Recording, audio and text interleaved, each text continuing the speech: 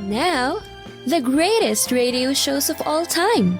Suspense. The Shadow Node. Washington calling David Harding, Counter Spy. Classic radio theater. The Great Gildersleeve. Fibber McGee and Molly. Dragnet.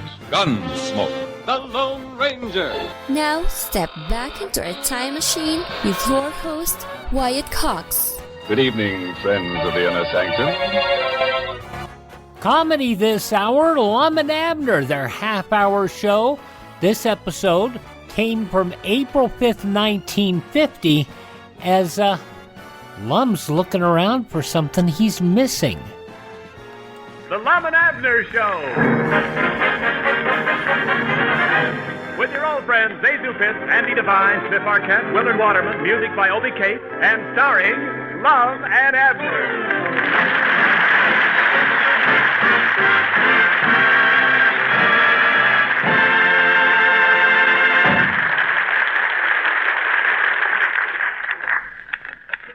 Lum, what's that trash you're writing there? This ain't trash. It's literary junk. Oh! What's that junk you're writing then? Abner, you heard of the Reader's Digest, ain't you? Is that what you're writing? Well, no, not all of it. Oh. Not yet. I'm just starting out with one article. Lum, they ain't never going to buy nothing from you. You ain't had no experience at writing. I don't need none. All I got to do is use my brains. Ain't had a whole lot of experience at that, neither. Just where did you get the idea that you could write? Miss Bartlett, the new schoolmarm, give it to me. That's who. Where'd she get it? I think she got it from me. Uh-huh. That's just what I figured. Well, Abner, it don't hurt to blow your own horn a little. Well, no, but you're getting to be a regular one-man band. What's this article about you're writing? Well, it's for that department the Digest has every month called The Most Unforgettable Character I Ever Met. And just what makes you think they'll buy it? Well, they're bound to, because I've got such a wonderful character to write about. Oh, yeah. Who is it? Well, I thought of several different characters, and after turning them all over in my head a couple of times, I finally decided on one I knowed I never would forget. Me. You? Dog, Lum, you better quit right now. I don't think they'd let you send that through the mail. Quit? I've got it all done. Oh. There it is, Abner. My masterpiece. I'll bet you're anxious to hear this. How much you want to bet? Now, make yourself comfortable there, and I'll read it to you. Oh, me alive. Now, pay close attention. I want you to notice how my plot is developed. You'd get shut of that if you'd stop eating so much.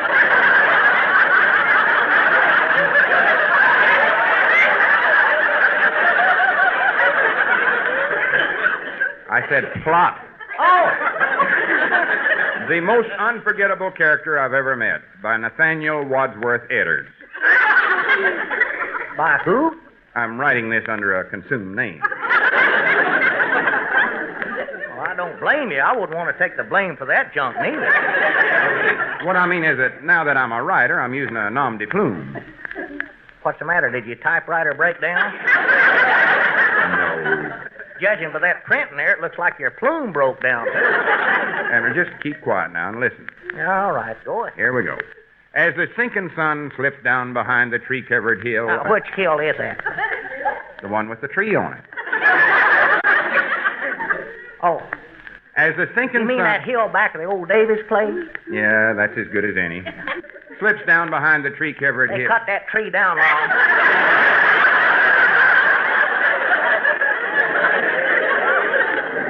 There ain't nothing left there no more. All right. As the sinking sun slips down behind old Baldy, I recall a highly unforgettable character. Never have I met a more colorful, generous, wise, intelligent, handsome... Hey, I thought this was about you. Well, it is. Don't you think that catches the real me? No, but somebody soon will. Feller with a net. I admit this description of me is a little sketchy. It needs a few more words in it. Yeah, words like lazy, ignorant. I mean, like, well, now, do you know what egomaniac means? No. Well, What is it? I don't know neither. Charlie Redfield suggested I put that in there.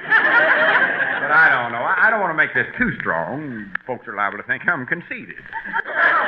Go ahead, chunk it in. It fits you as good as any of that other stuff you got there. Yeah, might as well. Sure, go whole hog, bud. Colorful, wise, intelligent, handsome, egomaniac. Froggy, that sounds good. Yeah, it's got a nice ring to it, ain't it? Wrong me. Let's see now. Oh, yeah. I first chanced upon this genius. That blame it. Come in. Seems like every time I try to do something. Oh, hello, Opie. Hello, Lump. Cliff Arquette sent me over here to ask you if you know the new address of the Prescott Incubator Company. Yeah, I think I know it, Opie. What does Cliff want that address for? Well, you see, he was an incubator baby, and every year he sends them a card on Mother's Day.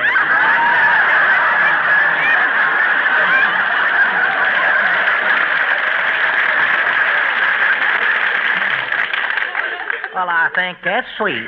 Bless his heart. Ballas. Well, what do you want to send the card so early for? Well, he has to send it early so they'll have enough time to send it to all the branch offices. Well, Abner, give him the address and let him get out of here. Yeah. Hello, lum-n-abner Dresden speaking. I'll write that address down for you. Well, how are you, Miss Bartlett?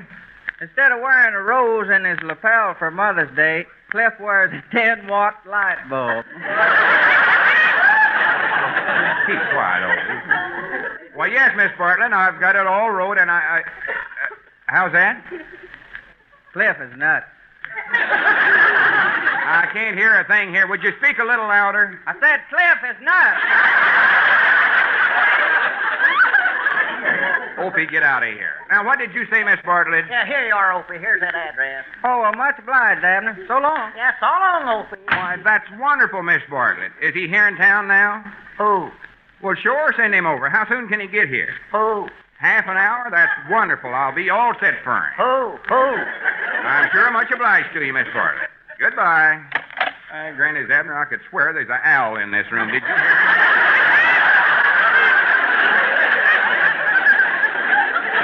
Well, don't bother about that now. Just tell me who it is that Miss Bartlett's sending over here. Well, sir, this is the best break I could have got. Well, She's got a friend that goes around picking up articles like mine. what's it got, a stick with a nail in the end of it? No, Smarty, he's a literary agent. Huh? And if he likes my article, he'll get it in the magazine.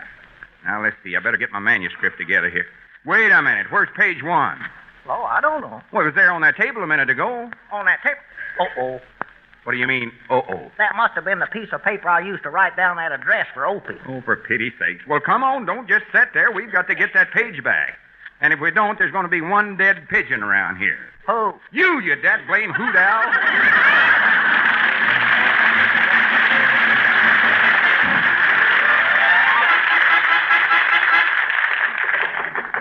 Grannies, I hope Cliff ain't throwed that paper away. Well, don't bust his door down. Well, why don't he answer? More likely in there gossiping over the phone. Man, I don't know. Here, what are you trying to do? Shatter my nerves? I'm sorry, Cliff, but I... Couldn't hear a thing on the telephone. Oh, I could hear, but I was missing most of the juicier details. Come on in. Well, thank you, Cliff, but all we want is to get Well, that... I ain't through with the call yet. Just sit down. Hello, Charlie. Look, Cliff, Well, now, wait, Charlie. Let me get this straight. You say it was Leroy Clardy and Earl Pomeroy's wife? Cliff, all I Hey, shut, want... Lum. I want to hear this. Well, that Earl's got quite a temper. Oh. What'd he use? An extra heavy mallet. How far did he knock her? Oh, my. I knowed he's going to do that sooner or later. Well, much obliged, Charlie. Call me if you hear anything else. Goodbye. Oh, I wish I could have seen that. Must have been quite a croquet game. Croquet game? Yeah, see, Earl and Sister Simpson was playing his wife and Leroy Clardy. Cliff, I'm in a hurry. All I It want... was Earl's turn, and his wife was laying just this side of number 3 wicket. So Earl hauls off and knocks her clean out of the court. Oh, me, for a minute there, I thought you meant Earl had actually hit her. Well, he did. Man can't play croquet with his wife laying in front of the wickets. Cliff, I'm in an awful hurry. Well, Earl regretted it, though. They couldn't revive his wife, and they had to send all over town to get somebody to fill in for her and finish the match. Who won? Abner Heshup. Look, Cliff, I want to get that paper with the incubator company's address on it. Oh, well, let's see now. What'd I do with that? I just got to have it, Cliff. I might have thrown it in the wastebasket. Here. Wait, there's somebody at the door. I'll see who it is. You keep looking for the paper. How do you do? I'm Miss Pitts from the County Home Economics Bureau. Why, Miss Pitts, what are you doing here? I've got a new job, but don't interrupt me or I'll forget what I'm supposed to say. We are sent into your homes to instruct you in new ideas which will benefit the average homemaker. Homemaker. Yeah, well, Miss Pitts, The county feels that good health requires good sleeping conditions. Therefore, we are instructing you in mattress renovating. Would you kindly get me your mattress? Miss Pitts, I don't even live here. And besides that, May I speak to the lady of the house? Wait, I'll call her. Hey, Cliff, do you want your mattress renovated? I wouldn't want it done even if I knowed what it was. He don't want it renovated, Miss Pitts. Sorry. Goodbye. Cliff, have you found that... Goodbye. I don't know what I done with that tarnation paper. Hey, what's this, Cliff? You put that down, Abner. It ain't polite to read personal junk. Why, I think this is sweet. Listen, Lum. Oh, now, Abner. Where'er I roam on land or sea, by bus or ocean freighter, on Mother's Day I think of you, dear Prescott Incubator.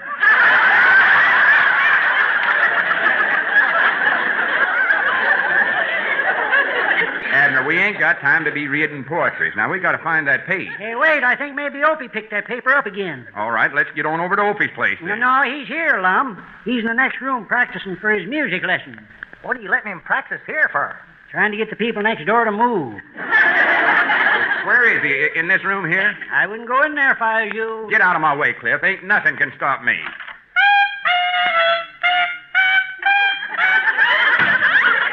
Abner, you go in there and get the paper. No, sir, I ain't going in there. Not without my earmuffs on. Hey, Grannies, I've got to get that paper. Opie, will you shut that thing off for a minute? Oh, hello, Lum. You want me to start at the beginning so you can hear the whole song? No, I don't. I'm playing Glowworm, I think. Well, it ain't glowing much. Sounds like the worm needs a new set of batteries. Opie, I want that paper with that Prescott address on the back of it. Oh, I give that to Andy Devine. To Andy? Don't tell me he's an incubator baby, too. Dog as if he was, I bet you that was the start of the Quonset hut.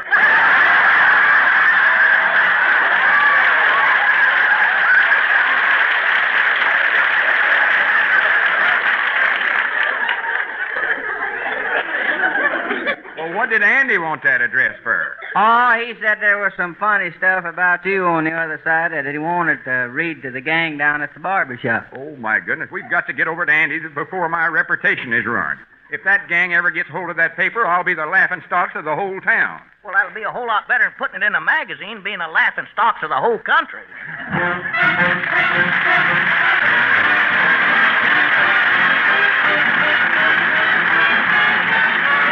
April 5th, 1950, Lum-n-Abner on Classic Radio Theater with Wyatt Cox. Are you in bad pain? You know what I mean. Your knees hurt. Your shoulder hurts. Your elbow and back are constantly killing you. And I'm sure you've tried every pain pill or cream available at the drugstore. Am I right? Well, here's something you haven't tried. Pain Magic. Pain Magic is not available at any drugstore. The only place you can get it is by calling the special toll-free number I'm about to give you. And to make things even better, call right now and find out about our buy one, get one free offer. We're so confident it'll work for you that we offer a free bottle with your purchase. No prescription required. Call now to learn how you can get Pain Magic and get rid of your pain. Remember, your results may vary. 800-492-8164. 800-492-8164. 800-492-8164. That's 800-492-8164. So Lum's trying to run down his magazine article and see if he can find it. April 5th, 1950, Lum-n-Abner on Classic Radio Theater with Wyatt Cox. Well, if Andy ain't got that page, me and my writing career will be tossed right in the ash can. Well, leastways you be near your material, Lum. Why don't you give up this wild goose chase? No, sir. When a editor quits a thing, he don't never leave it till it's time to give up. Huh? I think you mean when an editor starts a thing. Don't tell me what I mean. Let me figure it out for myself. Why don't Andy hurry? That literary agent's more than likely on his way over to my place right now. Well, howdy, boys. Come on in and take a load off your wedgies. Well, we can't stay, Andy. We're in an awful hurry. I just want to get that piece of paper you got from Opie. That belongs to me. Oh, is that yours? Sure, I got that. Now come on in and I'll get it for you. Good. What you ought to done in the first place was make a carbonated copy of it. Now, let me see. I think I put it in one of these stacks of papers here. Maybe this is... Oh, no. Oh, say, Abner, here's something I cut out of the newspaper to read to you. Andy, we ain't got time for that now. Oh, Abner, this is the saddest thing. Well, don't read it to me. I've had enough sad things read to me for one day. It looks like I'm going to have to find that thing myself. Now, just listen, Abner. Mrs. Olive Hanson of 914 Beagle Street, Laverne, Minnesota, writes. Andy, Lum's in a hurry. I was nervous and run down.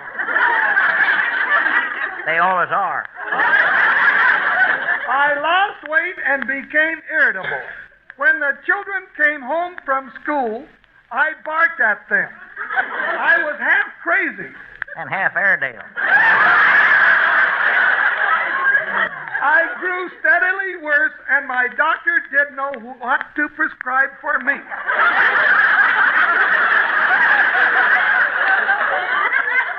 How about a muzzle and new teeth?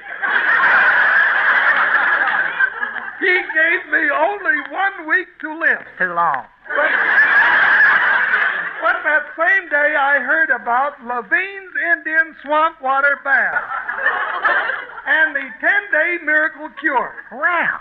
And I have been on the miracle cure for only 3 days, and already I am feeling better. That's blank. Now, Abner, ain't that the saddest thing you ever heard of? Well, I know she's getting better, ain't she? Yeah, but don't you see, if the cure takes 10 days and she's only got a week to live, she won't even get well in time for her funeral.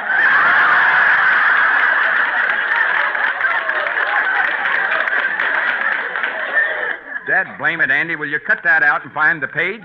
I don't know where to look. Yeah, all right, Lum, if I can pull myself together here. Eyes are puddling up so bad. Oh, wait, now, there's somebody at the door. Never mind that. I'll get the door. You keep hunting for the paper. Abner, you keep hunting, too. Uh-huh. If this ain't the worst one day I ever had... How do you do? I'm Miss Pitts from the County Home Economics Bureau. Look, and Miss Pitts. we are sent into your homes to instruct you in new ideas which will benefit the average homewrecker. Homemaker. Excuse me. Miss Pitts, we went through all this over at Cliff's The house. county feels that good health requires Miss Pitts. good sleeping conditions. Goodbye, Miss Pitts. Granny. Andy, hurry up and... Will you kindly get me your mattress? Just a minute. Andy, do you want your mattress renovated? No! With the padding he's got, who needs a mattress?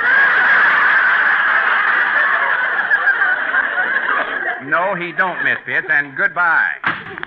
Andy, for pity's sakes, will you please find that page for me? Oh, I remember what I done with it. I wrapped up some bones for Charlie Redfield's dog in it. My goodness alive. Abner, you rush over to Charlie's. I better get back home before that literary agent gets there. And hurry up, because I don't know how long I can stall him off. Yeah, I'll hurry. Dogies, if I ever get through this day alive, I'm going to write an article about you, too. Only I'm going to call mine the most regrettable character I ever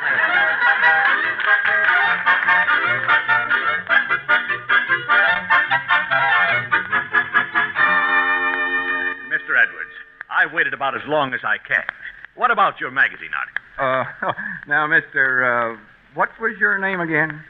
Carter. Oh, yes, Mr. Carter. But you don't want to rush off. You just got here about an hour ago. Well, I really ought to be going, Mr. Edwards. I have some other business to take care of. Care for another buttermilk? thank you, no. I have to drive, you know.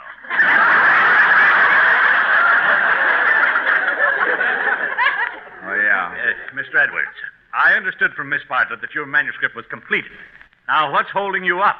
I'm beginning to wonder that myself. Well, now, look, if you're too modest to read your article yourself, give it to me and I'll read it. Oh, I'll read it. I just want to make sure your comfort. And how about a buttermilk, Mr. Carter?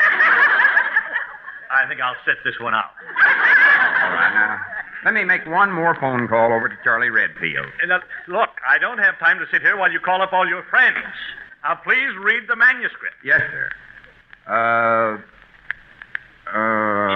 Well, go on, read it. Mr. Carter, I've got to confess, I just ain't got it. Oh, now, don't be modest. Let me be the judge of whether you've got it or not. Well, no, what I meant... Hi, Granny, there comes Abner. Relax, Mr. Carter, I've got it. Well, that's better. That's the proper spirit. Well, I don't guess there it is, Lum. Well, good. Now, sit down, Abner, and brace yourself off. You look a sight. Well, you would, too, if you just went 2 out of 3 falls with a hungry bulldog. Well, I guess we're all set now, Mr. Carter. Here's my masterpiece. Page 1. For pity's sakes, Abner, you could at least taken the bones out first. Bones probably have more meat to them than the story. Lum-n-Abner, April 5th, 1950 on Classic Radio Theater with Wyatt Cox.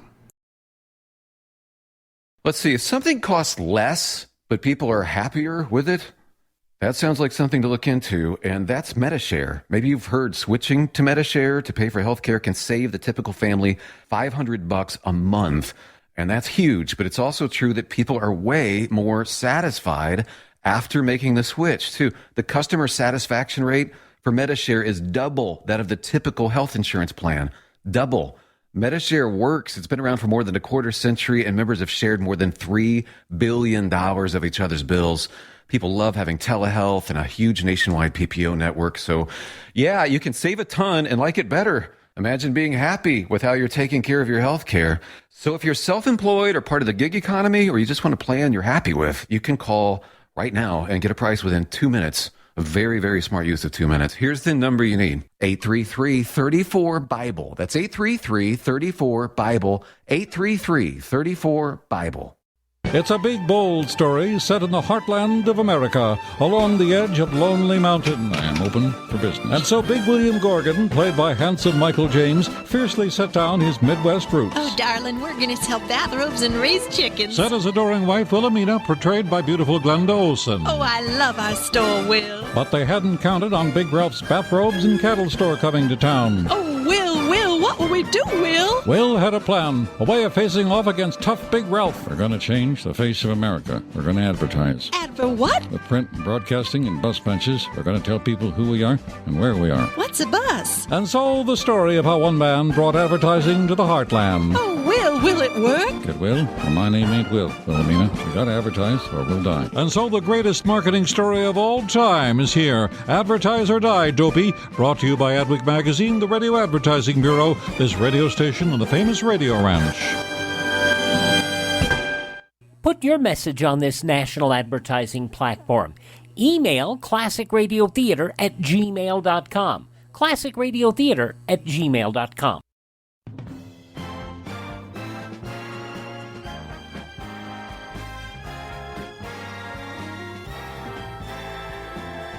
Now on Classic Radio Theater with Wyatt Cox, the conclusion of Lum-n-Abner, April 5th, 1950. Look, I had enough trouble worrying about my own bones. Mr. Edwards, could we please hurry this along? I'm a very busy man. Yes, sir. Here we go. Page 1. The most unforgettable character I ever met. As the sinking sun slips down behind the tree-covered hill, I recall the most... Dad, blame it. Excuse me. How do you do? I'm Miss Pitt from the Council Home Economics. Oh, no. We are sent into your homes to instruct you in new ideas. Look, Miss Pitts, I don't want to go through that again, please. I'm beginning to hate it myself.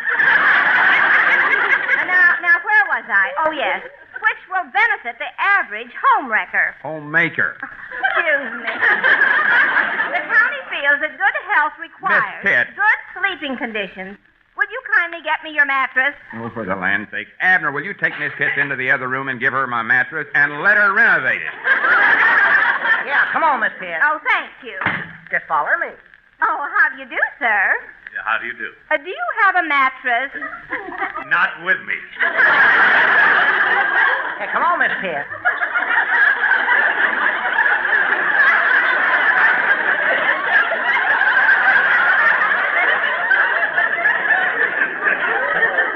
Grannies, well, let's see now. Where was we now? The sun had just started to slip. Oh, yeah. As the sinking sun slips down behind the tree-covered hill, I recall the most unforgettable... Oh, for goodness sakes, come in. Hello, Lum. Say, could I use your... Whatever it is, Opie, no. But this is important, Lum. I'm all practiced up for my music lesson, but I can't take it at Cliff's house because his phone is out of order. Well, what's the phone got to do with your music lesson? My music teacher is in Clinton, Arkansas.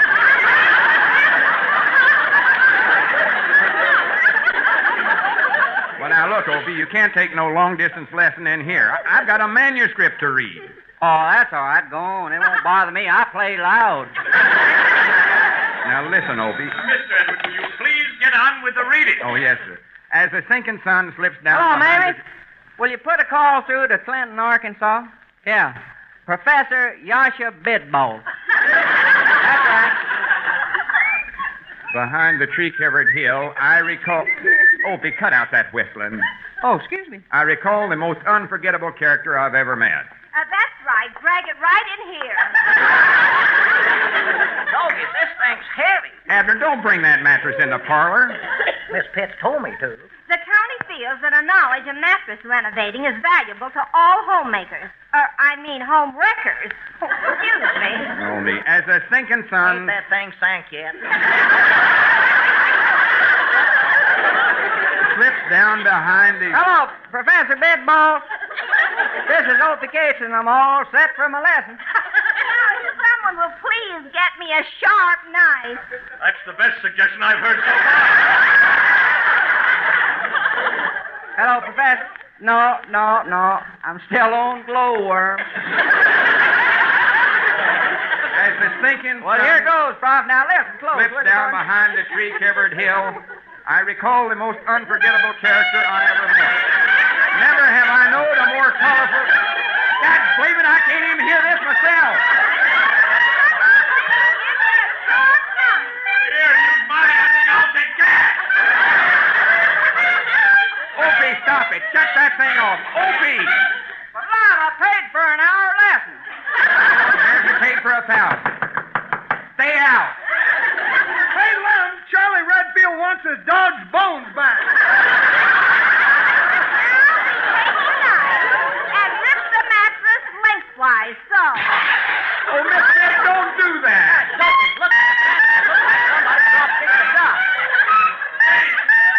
Quiet! Will everyone be quiet for just a minute?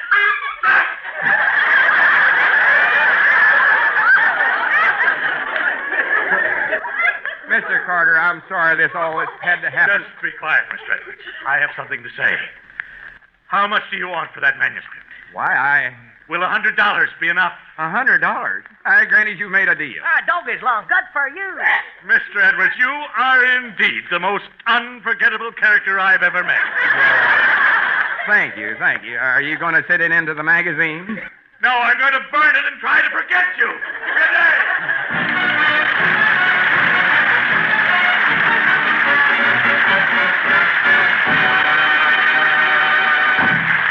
Yes, that was Willard Waterman there with Lum-n-Abner, April 5th, 1950 on Classic Radio Theater with Wyatt Cox. Are you in bad pain? You know what I mean. Your knees hurt. Your shoulder hurts. Your elbow and back are constantly killing you. And I'm sure you've tried every pain pill or cream available at the drugstore. Am I right?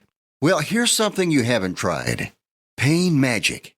Pain Magic is not available at any drugstore. The only place you can get it is by calling the special toll-free number I'm about to give you. And to make things even better, call right now and find out about our buy one, get one free offer. We're so confident it'll work for you that we offer a free bottle with your purchase. No prescription required. Call now to learn how you can get pain magic and get rid of your pain. Remember, your results may vary. 800-492-8164. 800-492-8164. 800-492-8164. That's 800-492-8164. Now, the fifth and final episode of the short-run series, The Living God. This ran the 5 days prior to Easter 1942. This program broadcast April 5th, Easter Sunday of 1942.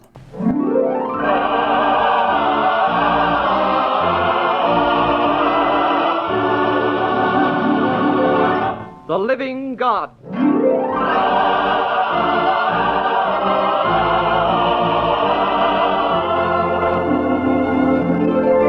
You will hear William-Gargan as the roving announcer, Una O'Connor as the old woman, Jane Wyatt as Mary Magdalene, and Pedro de Cordoba as the voice of Jesus in the greatest drama of the ages, The Living God.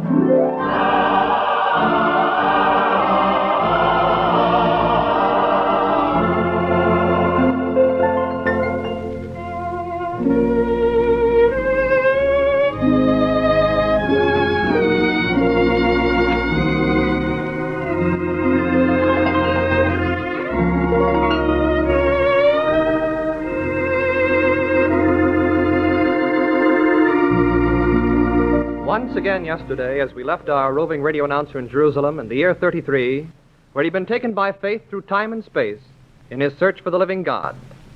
As we join him once again at the tomb outside of Jerusalem, 3 days after the crucifixion, there is much excitement abroad. How do you do, ladies and gentlemen? Only a few minutes ago, a terrific earthquake, followed by thunder and lightning, shook the whole countryside. It has stopped now, but people are rushing about in the streets, terrified. I am at the tomb. It is empty. The two disciples, Peter and John, have gone off with Mary Salome to wait in the upper room as the master instructed them. Magdalene is staying near the tomb. She is weeping. She's bending over, peering into the tomb. It looks as if there's a light there, and I can hear a voice. Woman, why do you weep? Oh, they've taken my Lord, and I know not where they have laid him. Now she has turned her back to the tomb. A man is standing before her. How did he get there? I didn't see or hear him come. Woman, why weepest thou? Whom seekest thou? Sir, if you took him hence, tell me where you've laid him, and I will take him away. Mary. Master. Can it be? Can it be? But if so, why didn't she recognize him at once? Now she's fallen on her knees and is moving towards him with hands outstretched. Do not touch me, for I am not yet ascended to my Father. But go to my brethren and say to them, I ascend to my Father and to your Father, to my God and your God. His God and our God. His Father and our Father. The outstretched arms of Magdalene have touched nothing save a light. Nothing more. Nothing but a poor woman who rises up laughing and crying like a sleeper waking from a dream. He has triumphed over death. I knew full well that he would rise again. Christ is risen. Christ is risen from the dead. She's gone, running off along the road to the upper room. What an uproar there'll be in the city at hearing the greatest of all miracles thus announced. Yet, few people seem to be coming out of their doorsteps to hear the marvelous news. Some few half open their windows, then prudently close them at once. Oh, this should be interesting. A priest and a Pharisee muttering together.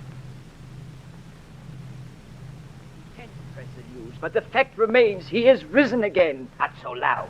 But You'll be heard. But he was the Messiah. We can always deny it. Why? Think a minute. If you recognize his divinity, you have to keep his commandments. True. I'd forgotten that. Forgive your enemies. Love your neighbor as yourself. Render unto Caesar the things that are Caesar's, and unto God the things that are God's. Take up your cross. Bah. Take up your cross. You must either deny his resurrection or obey the law of... the law of love, as he called it. The law of love.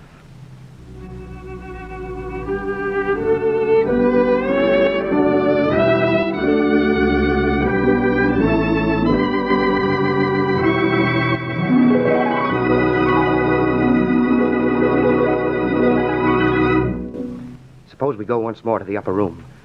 Let's see if those he loved with so great a love are resolved to give him back a little of it. We're just in time. There's Thomas going up the stairs, dragged along by James. Thomas shows by his gestures that he can't believe it. Through the opening, I can catch a glimpse of the radiant face of Mary. Someone is talking. It's Magdalene. I was so unhappy. Then he called me Mary, and I knew him. He appeared before us, and we fell at his feet when he said, "Hail." Then he appeared to me, Peter. And he called me by my name. Here's Thomas, too. Happy feast, Thomas. Thomas, the Master has come once more among us. No, I don't believe it. But I tell you, I saw the glowing marks of his wounds. Except I shall see in his hands the print of the nails, and put my finger into the place of the nails, and put my hand into his side, I will not believe. Thomas, my brother, you will believe when you see him radiant in his robe of light. He said we must go down to Galilee to find him. Come, let us go quickly.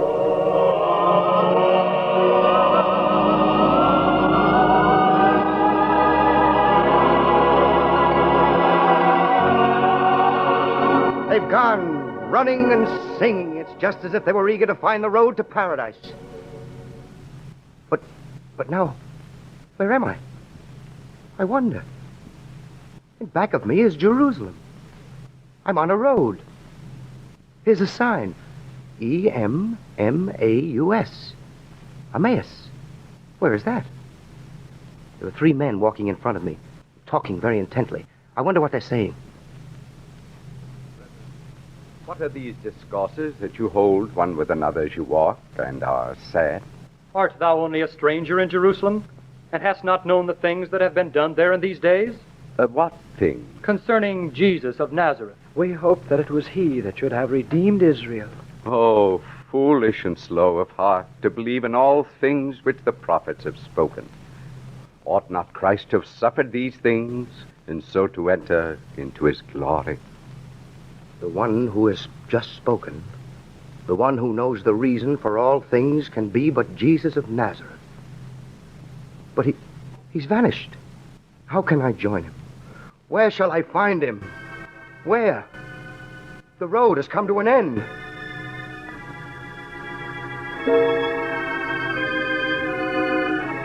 It grows dark. I'm lost. I can no longer see the sign directing the way to Emmaus. Am I out of doors? In a mist?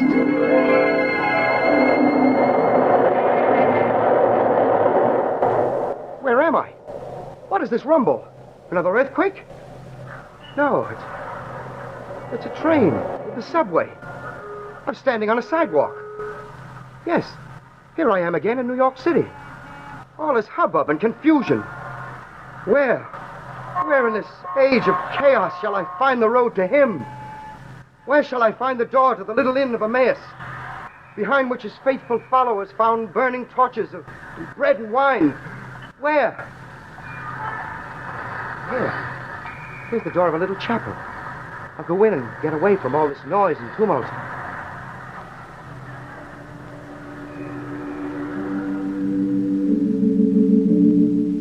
Oh, how dark and peaceful it is in here.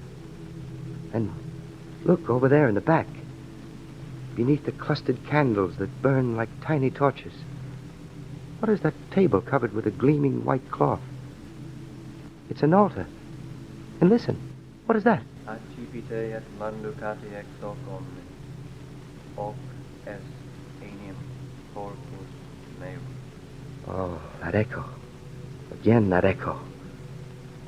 And look, somebody is raising a little white disc over a golden cup. Oh, what a memory it all brings back to me. Jesus took bread, blessed and broke, and gave to his disciples and said, Take ye and eat. This is my body. My Lord and my God. You heard what that old woman beside me whispered? But she looks like... She's the old woman whom I first saw selling palms in front of the big church. Well, if it isn't you, I knew you'd be back. Tell me, where am I exactly? In a little chapel down in the Bowery. Mass is being celebrated. Mass? The reenactment of what I saw taking place last Thursday at the Last Supper? Is it Christ who is turning around? Is it he who is raising his hand? It is the priest who is in his place. Benedicat vos omnipotens Deus, Pater et Filius et Spiritus Sanctus. Well, what is the meaning of all this? Initium Sancti Evangelii secundum Ioannem. The meaning of all this, listen. In the beginning was the Word, and the Word was with God, and the Word was God. The same was in the beginning with God. All things were made by him, and without him was made nothing that was made. In him was life, and the life was the light of men. And the light shineth in darkness, and the darkness did not comprehend it. He was in the world, and the world was made by him, and the world knew him not. He came unto his own, and his own received him not. And the Word was made flesh and dwelt among us. So that is the meaning. He is among us, still alive after centuries. Yes, 2,000 years after his death, you will find Jesus in every church, big or small, throughout the nations of the world, until the end of time. Then Jesus of Nazareth is the Christ, the Son of the living God, who became man to save us all. Blessed are they that have not seen and have believed. I have seen. I do believe. And I've seen in you, dear old lady, through 2,000 years of faith, the symbol of the great mass of the faithful who follow in the way of the cross. Do you hear the bells? They're the bells of Easter. Bells. Bells of the whole world. Bells coming through space. Bells ringing throughout all the world, bringing the glad tidings that he has risen. Bringing his peace to the hearts of men. Jesus of Nazareth is still alive. Alive. Always alive. As this hallelujah wells forth, I sing in the fullness of my heart, as you do who today recognize Jesus of Nazareth in a fraction of bread. As I know now, he is the way, he is the truth, that he is the life. I can already taste with you the immortal joy of the resurrection.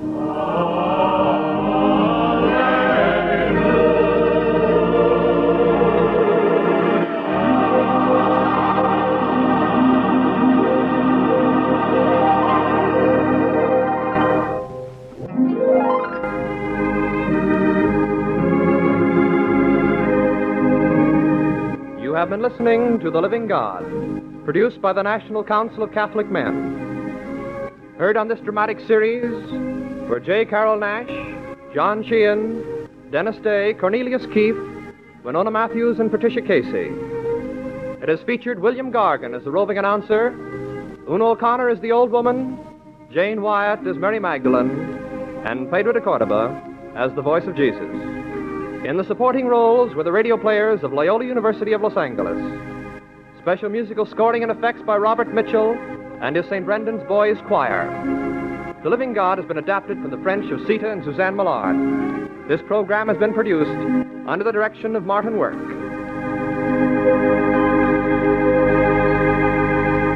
As it was originally broadcast Easter Sunday, April 5th, 1942, The Living God. We thank you for tuning in to Classic Radio Theater with Wyatt Cox. Please thank this radio station and support their advertisers. It is their kindness and courtesy that allows us to be with you each and every time we're here on your favorite radio station. Now, if you do not miss a day, you do not have to miss a single show of Classic Radio Theater. You can hear us at iHeartRadio or at Spotify or Spreaker or TuneIn, Apple Podcasts, Google Podcasts, or through Amazon's app, the Audible app. All you have to do is search for Classic Radio Theater with Wyatt Cox. That's Classic Radio Theater with Wyatt Cox. No searching necessary if you search through our webpage, and that is right there, classicradio.stream. There you can stream our shows on demand, learn more about building a classic radio collection of your own. You can also find our social media links, and you can contact me there at classicradio.stream. Have a great day. Please tell all your friends the great radio shows are right here at this spot on the dial. Classic Radio Theater with Wyatt Cox on your favorite radio station.